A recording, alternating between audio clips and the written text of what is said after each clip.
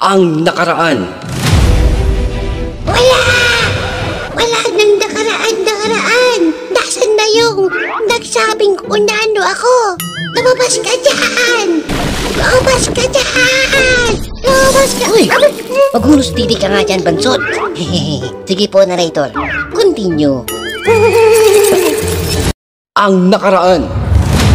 Sanhi ng malubhang pinsala ng Ginoong si Mamberto ay tumungo sila Kulas at Pedro sa may baluarte ng mga engkantadong tamawo upang kumuha ng mahiwagang panlunas sa malubhang pinsala ni Mamberto na siyang unti-unting kumakain sa bawat himaymay ng laman sa paningin ng Ginoo na matagumpay naman itong nakamit hindi dahil sa tulong nila Kulas at Pedro kundi dahil sa biglang pagsulpot ng ermitanyo kasama ng kaibigan nitong tamawo na siyang may dala ng natatanging panlunas.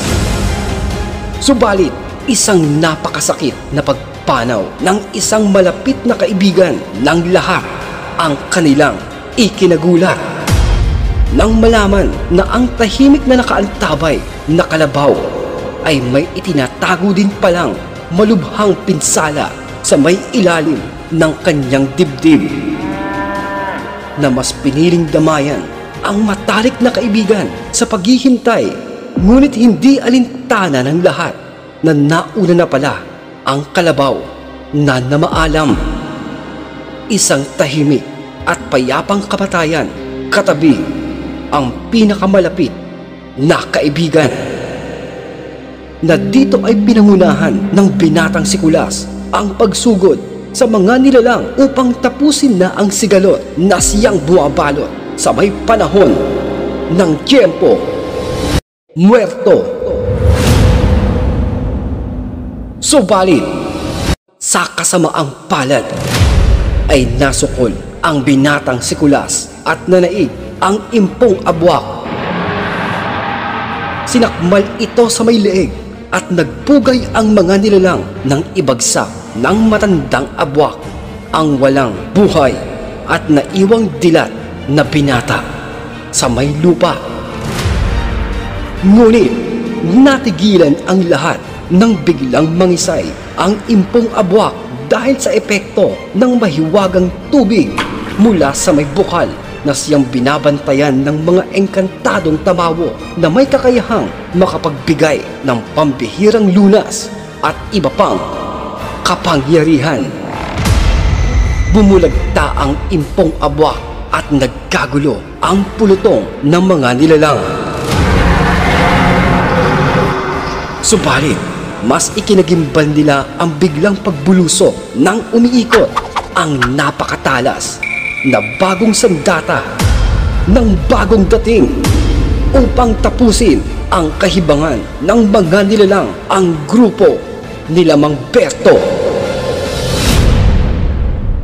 Lumalakad ito papalapit sa pwesto ng impong abwak na kasalukuyan na din nanunumbalik sa kanyang dating bagsik at hayok na pagkakatindig. Napapangiti ito at ipinamamalas ang matutulis na mga ngipin na heto naman ang Ginoong si Mamberto.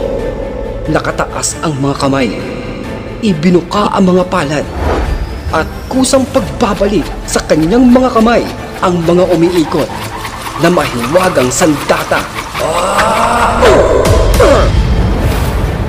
Napangisi at nakalabas pa ang mga matutulis na ngipin habang tumatagaktak ang malalapot na laway ng impong abwak.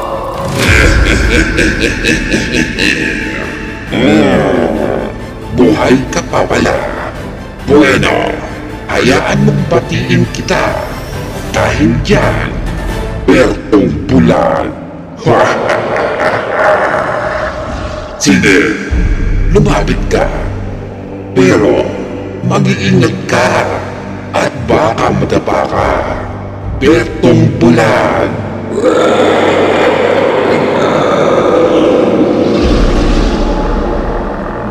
Ngunit may hangganan ang lahat at na kay Mamberto ang huling halakhak. dahil natigilan ang matandang aswang nang alisin ni Mang Berto ang balabal sa kanyang mga mata at nagmula.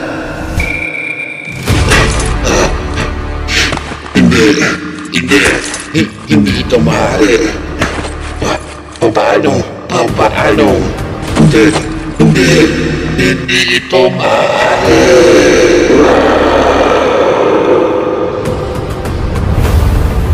At wala nang inaksaya pang sandali si Mang Berto. Mabilis itong sumugod at ibinato ang hawak na sandata mula sa kanyang kanang kamay. Tila may sariling buhay itong bumubulusok. Mabilis na nagpapaikot-ikot sa may ere habang nakapako ang paningin ng Ginoo sa mabalasik na impo na sinigundahan pa ng ikalawang pagbato mula sa kanyang kaliwa. At mabilis na umikot-ikot ang kanyang sandata patungo sa may nilalang.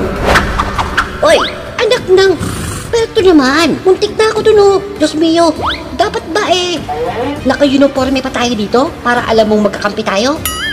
Hoy, eremitanyong sugaron! Akala ko ba malinaw na yung mata nito, ha? Muntik na yung leeg ko! Yeah. Umalis ka nga dyan, nagdadialog pa ako Nasabay taas naman ng kilay ng matandang ermitanyo na nasa may di kalayuan at nakamasid. Ay nako, kita mo talaga tong tikbalan na to. Pati bunga nga gumagana kahit nasa may digmaan. Nako, napakadaldalero talaga. Na matapos matagpas ang bawat madaanan ng sandata ay mabilis na itinaas ni Mang Berto ang kanyang mga kamay, saka mabilis na bumalik ang mga ito at muling sinalo. Oh, anak nang, ano ba yan, Berto? Muntik na naman yung buntot ko. Diyos mio. Hoy, ikaw ang gulo mo ha. Sinabi ng, huwag kayong magulo. At heto, si Mang Berto. Mabilis na tumatakbo habang hawak ang dalawang sandata patungo sa may tagapamunong impo. Magbabayad ka! Humanda ka! Sa kalumutang sa may ere ang dalawang matulis na sandata at sa isang kautusan ng Ginoong si Mang Berto ay tiyak ang bawat galaw nito. Dahil sa tulong ng bisa ng kanyang bagong angking kakayahan ng paningin ay kung ano ang nasa kanyang pananaw at isipan ay iyon lamang ang masusunod. Ngunit ngumiti ang impong abwak sa kamabilis na hinugot din nito ang kanyang kampilan. Nasa paghugot nito ay sabay na napalingon ang pari at ang ermitanyo sapagkat kabisado ng mga ito ang natatanging kalansing ng pambihirang sandatang ito. Sa kasabay pa silang nagimbal at napawika. Hindi ito maaari. Papaanong napunta sa kanya ang kampilan ng kamatayan? At isang mabilis na pagwasiwas upang salagin ang dalawang sandata ang ginawa ng aswang na matanda.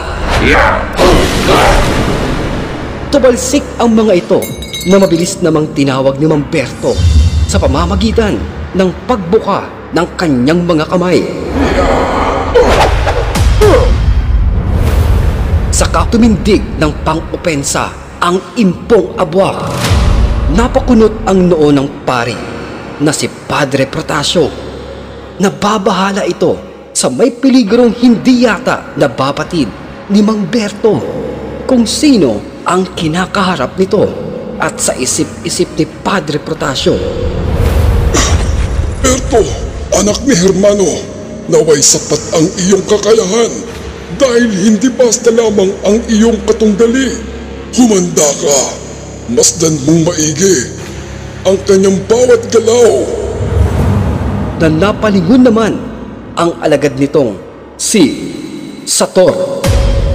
Tila humihingi ng permiso na sumugod at mahalinhinan ang kasulukuyang nakikipaglaban na si Mang Berto. Ngunit, Ay, paring Panot. Alam ko yung nasa isip nyo, ha? Alam ko yung nasa isip nyong mag-ama. Tigil-tigilan nyo ako. Walang makikialam. Malaki ang pusta ko dyan, oy. Oy, aba, Berto, huwag mong kalilimutan ang mga itinuro ko sa'yo. Tatandaan mo, kaya mo yan. Talunin mo ang huklubang yan.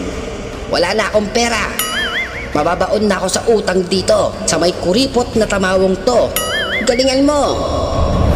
na napalingon naman ang tikbalang at ang batang si Pedro na kasulukuyan din nakikipaglaban.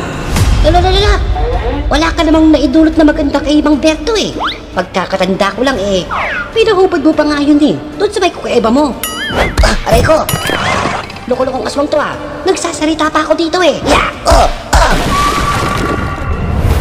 Subalit, taliwas ang mga binitawan ng impong abwak sa nag-aapoy sa galit na si Mang Berto. Dahil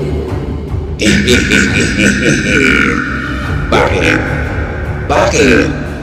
Nagulat ka ba? Bertong Bula. Mukhang hindi yata kayo nakakaalala. Kung sa bagay, ganyan naman kayong mga tao. Napakadali niyong makalimot. Napakabilis niyo namang nakalimutan kung papaano kami naging malaking tulong noong panahon ng pananakop. Isa ang aming lahi sa mga nagsakripisyo ng buhay upang maitaboy ang bawat nagtatangkang mananakop na tumatapak sa may lupain ito. Tapos ito ang igaganti nyo sa amin. Manahimik ka! Sa tingin mo, tama ang ginagawa mo? Tama bang gawin yung tila katayan ang bayang ito para lamang sa pansarili yung interes? Nais mang kitang unawain sa iyong sentimiento ay hindi ko lubos matanggap na tila mga hayop na kakatayin lamang ang iyong paningin sa ating mga kapwa kababayan. Mali, hindi ito ang sagot, impong abwak. Itigil niyo na ang kahibangang ito at hayaan niyong matulungan ko kayo. Hindi! Anong pinagsasabi mo? Saan mo kami matutulungan, Bertong Bula? Bakit? Kaya mo bang baliin ang nakakasuklang na sistema na ulat sa pool ay tila tradisyon na kaming mga mahihirap na mga alipin ng lupa ang siyang nagdudusa habang ang mga Panginoong may lupa sa lugar na ito ay patuloy na yumayaman dahil lamang din sa aming dugot pawis. Hindi, Berto. Huli na ang lahat dahil at isang napakabilis na di inaasahang pagbalya sa walang kamalay-malay na Ginoo ang tumama sa may tagiliran nito. Sumalpok ito sa malaking tipak ng bato. Damang-dama nito ang matinding pagkakahilo at sinamantala ito ng mabilis na kumakaripas na nilalang. Ang mabalasing at may pinaghalong lahi ng busaw at abwak. At gamit ang nag-iisang kamay nito na may mahaba at nagtutulisang mga kuko, itinarak ito sa dibdib ni Mang Berto. tapusan mo na. Subalit, Sira ulo! Kinsenas pa lang! isang napakalakas na suntok sa may panga ang pinakawalan ng makisig na anggitay. Sinong nag-iwan sa akin doon sa ilalim ng puno? Ang dami kong kagat ng langgam! Mga siraulo kayo! Sa kagalit na galit itong dinampot sa may binti ang malaking abwak at kinaladkad ito papalayo sa kaginamit bilang panghataw sa bawat kanyang madaraanan. Abe! Abe dyan! Sinabi nang umalis kayo sa dadaanan ko!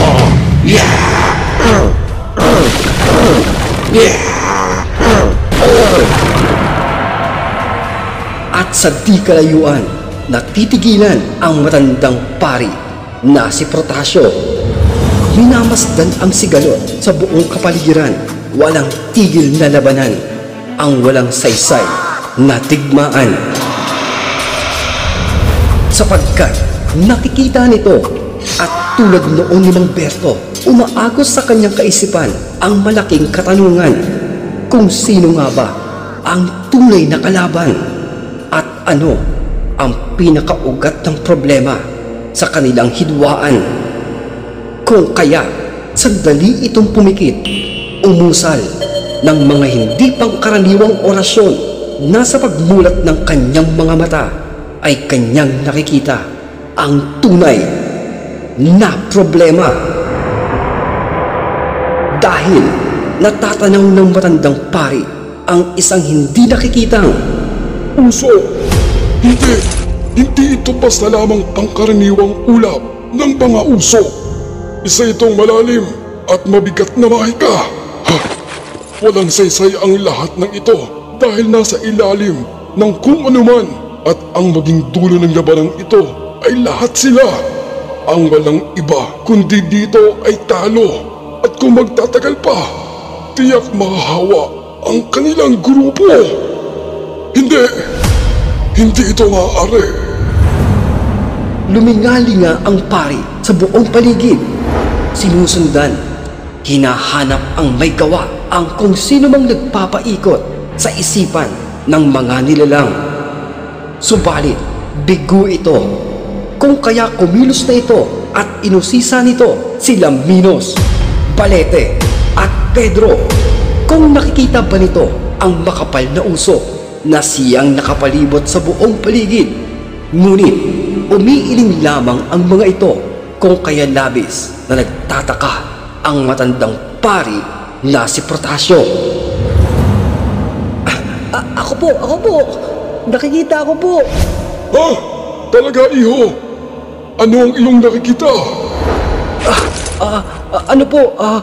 Cheeseburger sa malamig na soft drinks.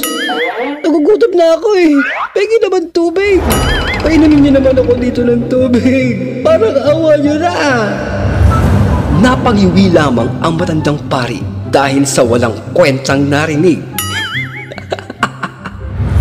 Subalit, sumigaw si Mang Berto na kasulukuyang nakikipaglaban sa impong abwak na ika nito sa buong pag-aakala ay isang normal na hamog lamang ang kanyang nakikita na yun pala ay tanging siya lamang ang nakakita na ngayon lamang nila ito nalaman. Napangisi naman ang impong abwak.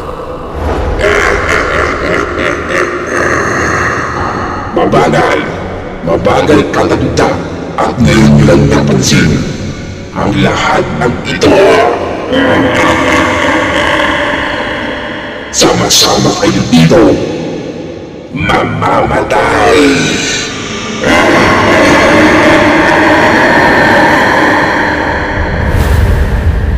Nagimbal ang pari dahil alam nito na ang kasulukuyang nagwiwika ay hindi na ang impong abwak, kundi ang kung sino man na may pakana ng pagmamanipula sa may isipan ng lahat sa pamamagitan ng hindi makitang makapal na usok.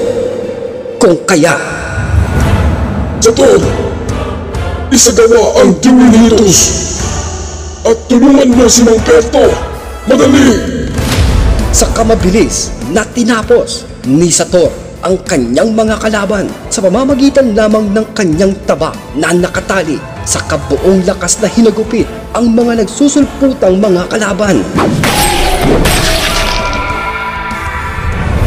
Lumapit ito kay Mang Berto upang ibulong ang kailangan nitong gawin ayon sa turo ng matandang pari. Sa pamamagitan ng iyong mata ay usalin mo ang mga katagang Bine in oculos, minus telet mandapo et tinitam, aninam tuwam damalam. Madali! Sa kamabilis nilang pinalibutan ang babagsik na impong abwak. Ang nais kong magawa, Bertong Bulag. Isa lamang akong matanda, hindi ba? Pero ngayon, kailangan niyo ba akong pagtulungan? Bueno, sige, tuturuan ko kayo ng leksyon habang pinapagulong ang inyong mga ulo.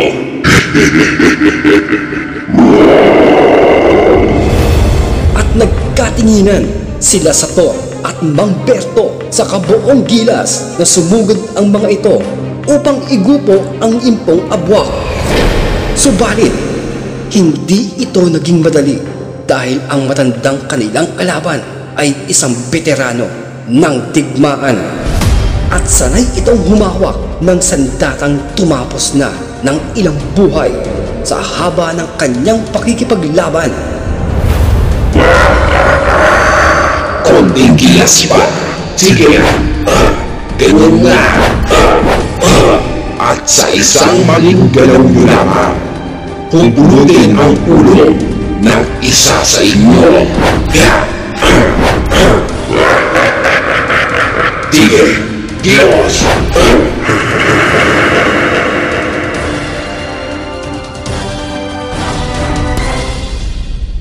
Itutuloy